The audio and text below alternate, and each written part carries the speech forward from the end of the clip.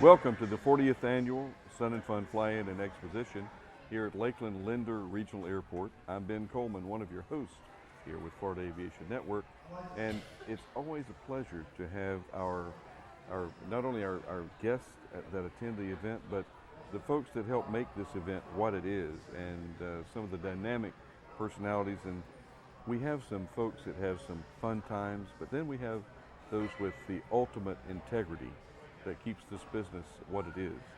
And I'm so proud to have a friend of mine, Phil Lockwood.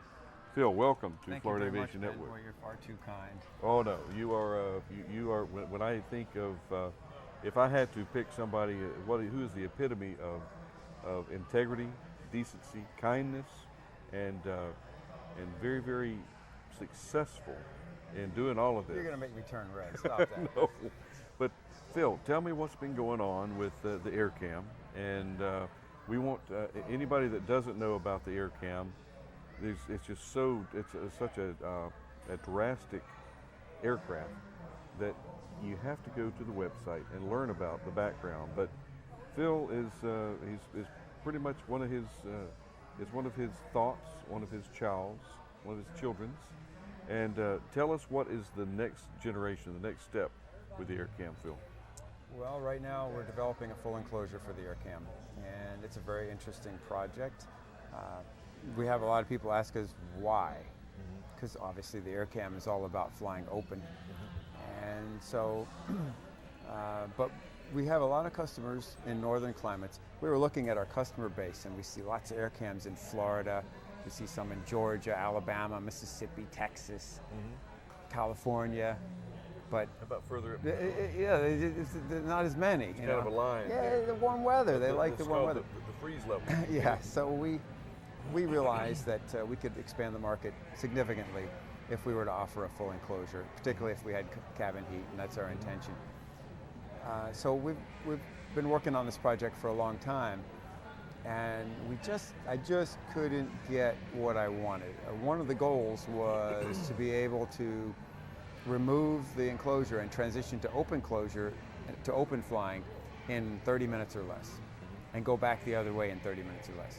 That's not easy, to take an airplane and make it open or make it fully enclosed. Yeah, pop off canopies. In 30 minutes.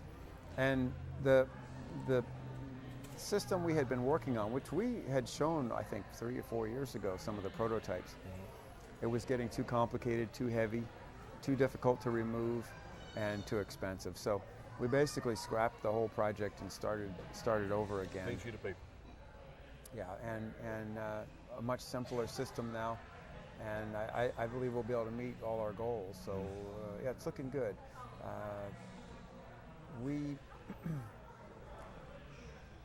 So far in the flight testing, we're noticing that we're picking up a little bit of efficiency, which you might expect, although that wasn't the goal. I'm burning about 1 gallon an hour less fuel at 85 miles per hour. So that's kind of nice. Gives you a little more range. And of course, you can open up your sectional in there. And well, the comfort, yeah, that's one thing about the current open cockpit AirCam is you're pretty well dependent on your GPS for. Well, I mean, I'm sure there's an area in a pocket down there. I learned, old school, and I usually have a sectional if I'm on a cross country to back up my GPS. And I have usually taken the time to put a mark on the sectional, and that's just the way. I mean, I just figure if the satellites go down or something, I want to know where I am. What could go wrong? Sure, and I've gotten pretty good at working a sectional in the front cockpit of the AirCam. And actually, there's a couple pockets of dead space. You can open it up and work it. And I have a kneeboard. You just won't be able to hang it up and stick it out. I've only lost it twice in 20 years of flying AirCams, and one was recently. I actually had it folded up, and I was holding it up towards the top of the windshield, trying to see how extending the windshield would affect it. I lost it. Yeah, it was gone. And it's funny because when I pulled up to the shop, shut down the engines, one of the guys said something fell off the back of the airplane. I looked back there, half the sectional was wrapped around one of the engines. Well, it's biodegradable. It's fine. It was fun. It was funny. How are Rotax engines doing these days? Very well. The 9 Series is just dominating the LSA market. They still have about 80% market share. And they're up to about 40,000 9 Series engines produced now. How many 9 series mechanics do we have out there? Now, I don't know the exact number, but significantly more than we had 5 years ago. We've been on a training blitz for training mechanics with our school. You know, we have a dedicated school. And in the last 5 years, we have trained hundreds and hundreds and hundreds of mechanics all over the country.